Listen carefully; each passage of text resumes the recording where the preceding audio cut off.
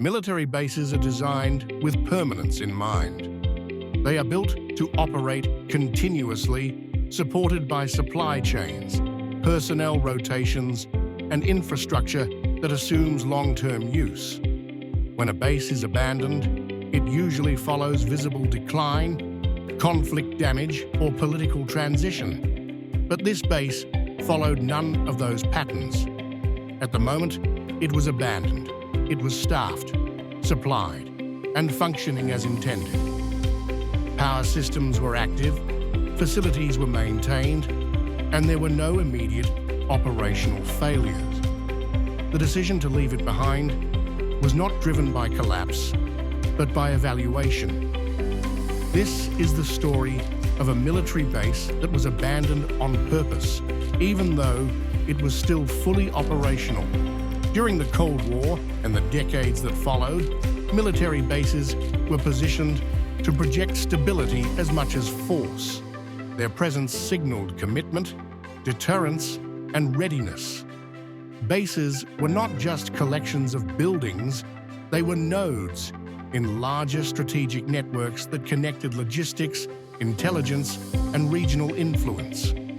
Establishing a base required significant investment, while abandoning one carried political, financial, and operational consequences. For this reason, bases were rarely closed without long-term planning or visible justification. Strategic planners understood that once a base became operational, it created ongoing obligations. Personnel had to be supported, infrastructure maintained, and surrounding environments managed. Withdrawal was not simply a matter of departure, but a complex process involving logistics, diplomacy, and long-term impact assessments. Abandoning a functioning base meant accepting sunk costs and potential strategic disadvantages, which made such decisions uncommon and closely scrutinized. The base at the center of this story was constructed to support sustained operations. Its facilities included power generation, communication systems, storage depots, and housing designed for extended occupancy. Supply routes were established and regularly serviced. Maintenance schedules were followed, and the base operated within expected parameters. From an engineering perspective, there was nothing unusual about its condition. It was performing exactly as it was designed to, with systems functioning reliably and infrastructure showing no signs of immediate stress or failure. Operational reports from the period indicated that the base met all required standards. Equipment was serviceable, utilities were stable, and staffing levels were sufficient to maintain daily operations. Training activities continued, routine inspections were completed, and support functions operated normally.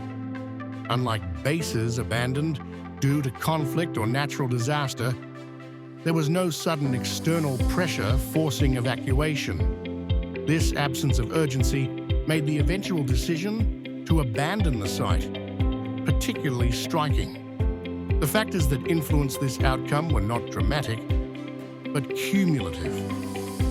Over time, planners began reassessing the base's strategic value in relation to its cost and flexibility. Shifts in regional priorities altered how the base fit into broader operational planning.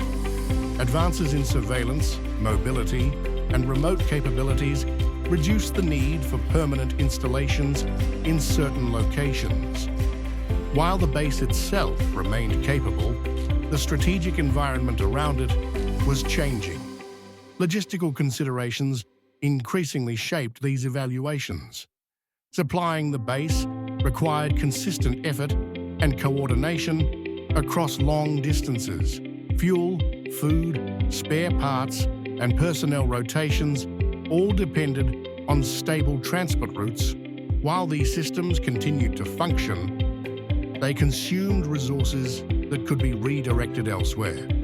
Over time, planners recognized that maintaining a permanent footprint at this location required disproportionate investment relative to its evolving role. Infrastructure assessments added another layer to the analysis. Although the base was operational, keeping it aligned with future requirements would require upgrades and modernization. Electrical systems, communications infrastructure, and facility layouts reflected the needs of an earlier era. Bringing them up to future standards would involve significant cost and disruption. The base was not failing, but it was approaching a point where continued relevance depended on reinvestment. As these technical assessments progressed, planners also examined how the base fit into broader contingency planning. Scenarios involving rapid redeployment, crisis response, or shifting theaters of operation highlighted the limitations of fixed installations. While the base could support sustained presence, it was less adaptable to sudden changes in operational focus. This lack of flexibility reduced its appeal in an environment that increasingly valued speed and responsiveness. Environmental and geographic factors further influenced long-term projections. The base's location imposed constraints on expansion, infrastructure growth, and modernization. Terrain limited construction options, while surrounding land use restricted redevelopment potential. Climate and weather patterns increased maintenance demands over time. These factors did not render the base unusable, but they narrowed the range of viable futures available to planners. If you find this kind of long-form analysis useful, subscribing helps the channel continue producing videos like this. As these considerations accumulated, alternative approaches gained traction. Capabilities, once concentrated at a single installation, could be distributed across multiple sites or platforms. Rotational deployments, shared facilities, and mobile assets offered comparable coverage with reduced permanence. This distributed approach reduced vulnerability and allowed resources to be shifted more easily as priorities evolved. Eventually, the conclusion emerged that maintaining the base no longer represented the most efficient use of resources. Importantly, this assessment was not a judgment on the base's performance. The installation had fulfilled its purpose and continued to operate effectively. Its abandonment was a strategic recalibration rather than a response to failure, driven by long-term planning rather than immediate necessity. The withdrawal process was planned and methodical. Personnel were reassigned, equipment was relocated, and essential systems were shut down in an orderly sequence. Unlike emergency evacuations, there was time to manage the transition carefully. Records were archived, responsibilities transferred, and the base moved from active use to dormancy without incident or disruption. Once vacated, the base remained largely intact. Buildings, roads, and infrastructure were left in place, reflecting the absence of urgency or destruction. Over time, environmental exposure and lack of use began to take their toll, but the overall structure remained recognizable. To outside observers, the site appeared paused rather than ruined, a snapshot of an installation caught between past utility and future uncertainty. Today, the base stands as a reminder that abandonment does not always indicate defeat or decline. It represents a moment when strategic thinking evolved and resources were reallocated. The base was not rendered unusable by damage or neglect. It was left behind because planners determined that its continued operation no longer aligned with broader objectives. This case illustrates how modern military decision-making balances capability, cost, and flexibility.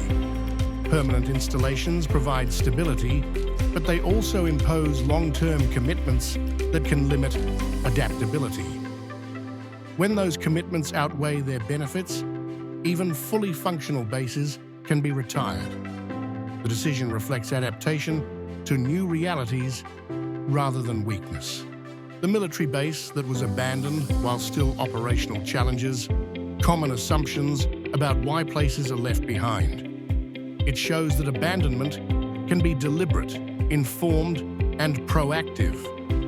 Sometimes, the most significant decisions occur not in moments of crisis, but during periods of reassessment, when continuing exactly as before is no longer the best option. If you want more stories about machines, installations, and systems that were abandoned on purpose, subscribe to the channel. These videos focus on the reasoning behind decisions that shaped history but are rarely explained in detail. In the next episode, we'll examine an industrial facility that was shut down overnight, even though it was still producing exactly what it was designed to make.